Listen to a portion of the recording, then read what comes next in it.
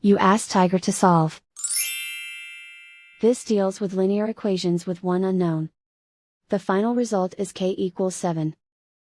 Let's solve it step by step. Simplify the expression. Expand the parentheses. Simplify the arithmetic.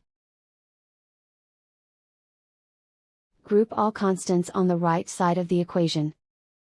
Add 12 to both sides. Simplify the arithmetic.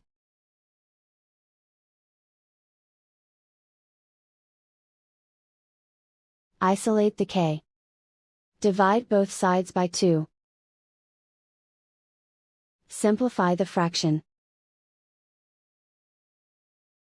Find the greatest common factor of the numerator and denominator.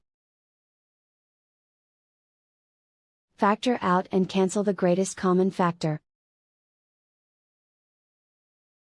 And so the final result is k equals 7.